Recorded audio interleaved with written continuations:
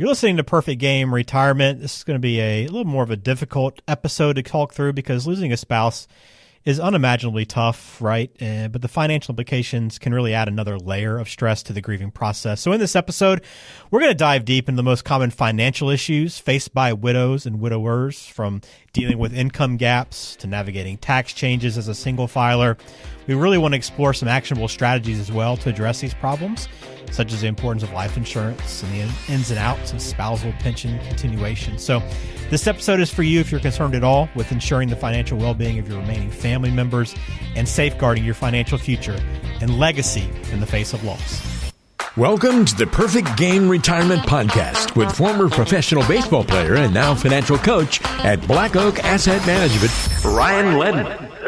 This show will help you make the right financial decisions so you can pitch a perfect game in retirement. Here's the windup and the delivery.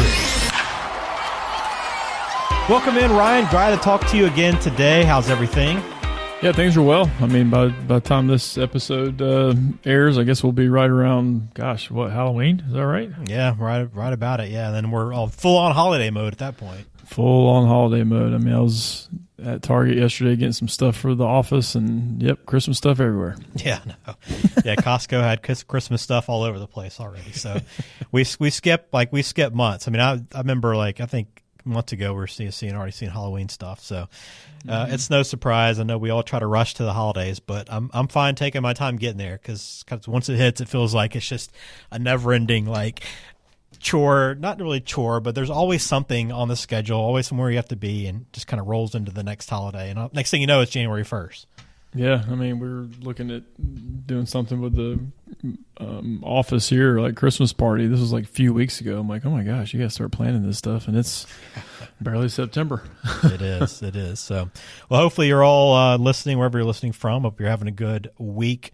We got a tougher topic today to deal with, Ryan. I know this is one that not everyone wants to really think about, right? So when you lose a spouse, obviously it's a very emotional period. It's one of the toughest times in your life, and you're having to move on, by yourself. But you talk about the grief that comes along with that, but this added financial element is really what can really make it difficult, right? If you haven't been prepared, if you're someone that doesn't really pay attention to the finances, all of a sudden you're in charge. There's a lot of things that go into it, but it can be very difficult having to kind of navigate all these financial decisions that need to be made right after the death of your spouse. Yeah, and I think just in the last 2 years, I've dealt with death of clients or extended family of clients since I've been in the business, but it just seems like the last 2 years, I don't know if it's that early portion of the baby boomer generation who's getting to that age, but it's not always older individuals. I've had people that have passed that were much younger. So it comes at all ages, at all times. We all know this. But trying to navigate the finances, and again, usually it is one spouse that's kind of in control or in charge of these things, and the other spouse is now left like, oh my gosh, what do I do? So kind of getting ahead of this and some things to think about.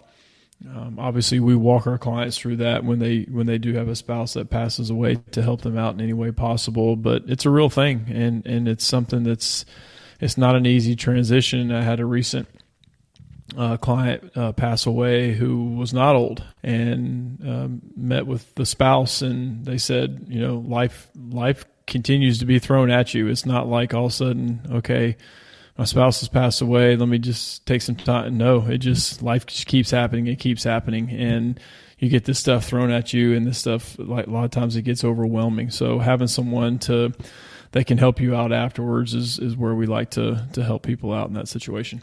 Absolutely. So we're going to try to go through this today, talk about some of the areas, again, that can be difficult and some of the challenges there, and really how to solve for these things and some planning strategies you can take on now. So for those people that have lost their spouse and they come to you, I know the first question is always, am I okay, right? Am I going to be okay?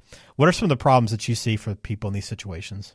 Yeah, I mean, when it comes to their finances, sometimes there is a income change. Now, it could be a variety of different things, but one is probably the most relevant is a Social Security benefit is lost. So The silver lining of Social Security is you get to keep the higher of the two. So if you have a spouse, my husband, wife, and one passes away, the higher benefit stays with whoever's left behind. So that's good. But at the same time, the other benefit is gone, whether the spouse is claiming their own benefit or a spousal benefit, something's going to be lost. And so it's now one income coming in from Social Security. Well, some people think, well, okay, obviously it's only one person, so that's only fair. Well, sure, it's fair, but it's still an income adjustment that you have to think about. What also catches people off guard, and this happened to a client that I had, that the pension decision was made probably a decade or two before I started working with them, and they thought they were going to receive their husband's full pension benefit, and they did not. They received half, and that's a huge shot. So not only is the Social Security benefit cut, now your pension's cut in half. That's a big change. Now, if you have mortgage payments and debt still, that's really, really tough. Now, if you don't have those debt payments, then okay, it's probably manageable, but it's still a sticker shock, if you will, on a monthly basis because you're used to that income, and it's hard to make a 50% adjustment to income, even though it is 50% of you that are left behind. It's still difficult to do that. And from a taxation standpoint, you get a couple years. Now, again, consult your CPA on this, but you can still file married filing jointly if your spouse passes away that year. And then I think for the next 2 years, you can file widow status, which is basically married filing jointly from a tax table standpoint. But then after that, it's single filer. And if you've never compared the two the taxation percentages are still the same, but the income thresholds are very, very different. So it's very easy to move through the income tax bracket. So a lot of times you lose a spouse and then you get thrown to a higher tax bracket, which sometimes you may think that makes no sense. Well, take a look at it. Look at the tax tables. I didn't make them up, but there is some financial benefit of married filing jointly versus filing single once your spouse has passed away. So there's adjustments not only from an income standpoint or an income gap standpoint, but from a taxation standpoint that we've seen happen many times over. Well, let's address that income gap then, that problem, because this is one I know will probably keep people up at night, right? When you're trying to figure out how am I going to pay for things, how can I cover whatever expenses. So you obviously can do some planning ahead of time in order to account for that and be prepared for that. So how do you solve for that through planning? Yeah, I mean, some of the biggest, and I shed some light on the one previous, but if you do have a pension, is the spousal continuation. So keeping that income going. So I would rather take a little bit of a monthly hit, meaning getting less per month, knowing that my spouse will continue on and receive the exact same amount. So that's one area to be familiar with. And if you haven't claimed that, if you do have a job that you will get a pension, there's a lot of things that go into it. Like I said before in previous episodes, how much assets do you have outside of it? What kind of Social Security benefits do both of you have? And is there an age discrepancy? Is there a health discrepancy? You know, if one spouse is very, very sick, then chances are they're probably not going to live beyond the other spouse. So maybe you do take, if you're the one receiving a pension and your spouse is the one who's sick, well, maybe you do take the highest option, highest payout, because they're probably not going to supersede you in death. So again, a lot of things that factor into it, but getting some sort of a spousal continuation. And I'm usually, the previous example I gave was half, 50% joint survivor. I would at least go 100% joint survivor or 75%, meaning you get a certain amount while you're both alive, and then when one passes away, you get 75% of that total. Or when 100% is you get the same amount no matter what, no matter who's alive. So that's the one I usually kind of go toward, but there are some strategies to claim that. Maybe you get a higher benefit, but you have other assets to supplement any income hit once that one spouse passes away. The easiest influx of capital and potential income is life insurance. I get so many people that go, oh, I'm going to be retired, I'm going to be this, I have no debt, I don't need life insurance. Well, you may not need life insurance. When you get to that age, it's a want. You either want it or you don't. So there are great life insurance policies out there that last, that more toward like a whole life type policy or an IUL or something, but it's going to give your spouse some sort of cash flow insurgence right away, whether it's paying for costs that you may have as soon as someone passes away, but you can also turn that lump sum into an income stream, whether that's an annuity or a SPIA, single premium immediate annuity, where it supercharges your income, or at least it supercharges your nest egg, because that life insurance is tax free. And it adds to the estate of the person that is passing away, which we talked about before, estate planning. Chances are you're not going to have a state tax issue whatsoever, but it does count toward their estate, but it's not taxable to the beneficiary. So making sure you have that. There's some Social Security claiming strategies as well. I'm not going to go down that rabbit hole in this episode, but those are some things that maybe you take a spousal benefit and let your own benefit continue to grow and then switch it later. Anyway, so those are some ways to maybe make up that income gap after your spouse passes. Okay, very good. So a lot of things to be thinking about and some discussions to be had with your advisor. Let's shift gears a little bit then. So there's obviously other people to take care of in the family. So once you know that the spouse is taken care of, you can focus on the family, kids, grandkids. Are there any common mistakes in this area that you see when you're working with people? Yeah, I mean, you're right. They focus on their spouse first, and once kind of all those mental boxes are checked, if you will, then it's okay. What's the next lineage down? What legacy am I leaving my kids? And where I've seen these things kind of go wrong, if you will, or maybe not the right way, is if there's not communication. I think there should be communication before this happens. Like, hey, this is how my estate is going to go. Here's, we have a will, and here's how the trust is laid out. You're not going to receive this huge pot of money at once. You're going to receive this, and there's going to be a trustee that controls the money, and you get it here. So being very candid and open communication, I think, is better than just going, oh, they'll find out later after I'm dead. I don't like that reason. There's truth to that reason. I don't like that reason. If you're really intentional about who you're leaving behind, I think communication is better to do so. So you got to communicate. Again, making sure those beneficiary forms are updated. Oh my gosh, I've seen them where they're wrong. When we get clients, I'm like, is this your right beneficiary? Oh no, it's my ex-spouse. Like, oh my gosh. Or this is my second marriage. And so if you put your second spouse on there, you're basically de-inheriting your kids. So there's ways around that to still take care of your second spouse, but still take care of your kids if something happens as well, especially through trust and things of that nature. There's planning strategies that you can do that you can still take care of your second spouse, but still take care of your kids maybe from your first marriage. There's ways to do that money doesn't get quote unquote lost to the second spouse and then the kids receive nothing. I've seen it happen before, but there's ways around that. And then again, leaving accounts to them that they have to pay a huge amount of taxes to, which again, some people can argue, hey, they're at least receiving this, they can afford to pay the taxes. True.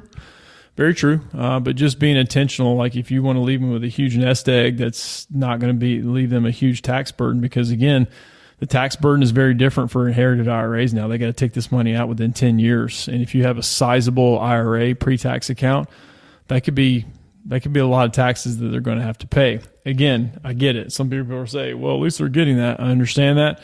But if you want to be intentional and you're caring about your family, maybe you do some things that prevent this huge nest egg that they're going to inherit that is not all pre-tax.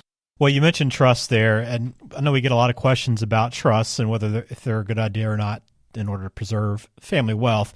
What's your take on trusts?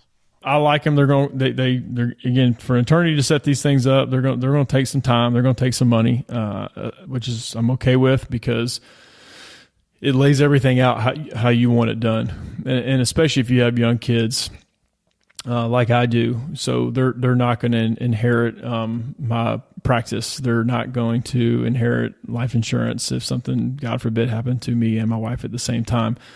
So there's trust. There is trustees that control that. Who gets my kids, blah, blah, blah. but there's control on that life insurance money, the assets that we have. The succession plan for my business obviously has really nothing to do with my kids, because they're 12 and 9. I don't know if they want to be advisors one day. So I'm going to assume they don't want to be, and they want to do their own thing. If you ask my son, he'll says he's going to play in the NFL. I'm like, okay, great, play in the NFL. I'll be your financial advisor. There you go. But just again, I've said it before. It's controlling it from the grave. So we stipulate exactly, hey, at this age they get this. When they graduate college, they get this. When they turn 30, when they turn 40, when they turn 45, you can go as far out as you want to. So pay a little extra money, and you can control and have this thing set up to where you want it exactly done how you want it done, versus just going, oh yeah, we're good. We got beneficiary forms figured out, and you don't put contingents on there. You just put your spouse and that's it. Well, that's going to go through probate. They got to figure that out. Now it will pass on to your kids, but how is that set up? Don't leave that up to the courts and to the state. Leave that up to you. All right, very good. I know this is something that most people dread thinking about, and rightfully so, but there are some things you can do now and prepare yourself for this possibility, right? And make sure you're taken care of. The last thing you want to do is have to worry about, where your income's going to come from, or how much money you have, or how you're going to pay for your bills the next month when you're dealing with everything else that comes along with this situation. So if you have questions, you want to sit down and get everything sorted out on your end, please reach out to Ryan. The team at Black Oak Asset Management are happy to help you. You can find them online at blackoakam.com. Also, the phone number, 470-508-0508. All right, let's turn to the mailbag. Got a question for you this week that came in from Randall. I've never worked with a financial advisor before, but I'm thinking it might be time to start as I get closer to retirement. What are the things I'd be most likely to mess up if I try to do it all on my own? Good question. What things am I most likely to mess up? Well, there could be a variety of things, Randall. I don't know what your area of expertise are, but I mean, obviously it's a biased answer. I think hiring an advisor, again, whether it's us or somebody else that you trust, it just takes one thing off your plate in retirement. You want to get to retirement and worry about as least amount of things as possible. And I think money is a big part of that. And if you can get someone that you trust and you don't have to worry about that, sign me up. I mean, if I was not an advisor at my age, I'd probably be doing this on my own, the investing part. But once I got to retirement, I'm like, okay, this is a completely different animal. There's a lot of stuff I don't know about. How to decumulate my assets, when am I claiming Social Security, taxes, what does that look like, what is Medicare, what plans am I would not want to do that on my own. So that's sometimes where if I think people don't need an advisor, I'll tell them that. And I'm like, but maybe as you get closer to retirement, this is something you offload on someone else, maybe us, maybe somebody else. But I do think we take a lot of the emotion out of money. It's always going to be emotional, but if the market is going down and all you have to do is click a button, which even if we do manage money for people, they can go in there a lot of times and they can do their own thing if they need to or want to. But I just think we're a voice of reason. I think that's where a lot of times we earn our money, is talking people off the financial ledge, if you will, when it comes to when markets move and go crazy and elections pop up and the media is going crazy. There's too much noise out there, and we try to be that voice of reason that's providing knowledge and wisdom, not just information that you can get at any time you want to. So, Randall, I don't know what would be the most likely to mess up, but I think the emotions would be the thing that we could help out the most, or any advisor could help out with the most when it comes to your financial plan. Awesome. Great question, Randall. We appreciate that. All right, let's throw one your way, a personal one to finish our getting to know you segment to close out today's show. So I know you've traveled a good bit, and I don't know that any of the places on your minor league schedule might fall under this. I mean, it might be one of your answers, Ryan. But what's the most beautiful place you've ever visited? Yeah, no disrespect to those little minor league cities, but nothing's jumping off the page except for Myrtle Beach, and because we got to go to the beach. But I mean, Myrtle Beach is Myrtle Beach. I haven't been anywhere like super exotic. I mean, I've been to Mexico, Caribbean. I am kind of a beach bum. I like that sort of thing, but I've never been like to Europe or the Far East or anything like that. But I mean, I'm an outdoors guy. So, honestly, going to Colorado and sitting at, 11,000 feet with no cell phone reception and snow on the ground and my camo gear on and a rifle in my hand. I mean, that's probably the most beautiful place I've been, because the scenery is unbelievable. But even going to Colorado when in the middle of summer, I mean, we've been on some hikes that I have some pictures that it's just like, oh my God. I even look back. It was wasn't this past summer, but the summer before, and looking at some of the lakes on top of these huge mountains that we climbed on top of, and I'm like, that is unbelievable. I still can't believe that I've been to somewhere that looks like that. It just looks like a postcard or a picture. So I would probably say, at least for me, it's been in the Rocky Mountains in the middle of the woods, whether it's with my family on a hike or me and my buddies hunting for elk, one of the two. That's really cool. Yeah, it is a beautiful area. It's no surprise that more people move out there because if you find activities to do in the snow, there's plenty. I mean, even if you don't like to ski, snowmobiling's pretty awesome, and hunting obviously. But then the summer months are just as gorgeous and beautiful as the winter. So it is a cool area. All right, very good, Ryan. That's a wrap on this week's episode of Perfect Game Retirement. Again, if you need help, want to think ahead and have your finances in order in the event that you lose your spouse, you definitely want to have that plan in place and take the step today to do that. Just visit blackoakam.com or call 470-508-0508. Ryan, hope you have a good week. We'll talk soon. You too.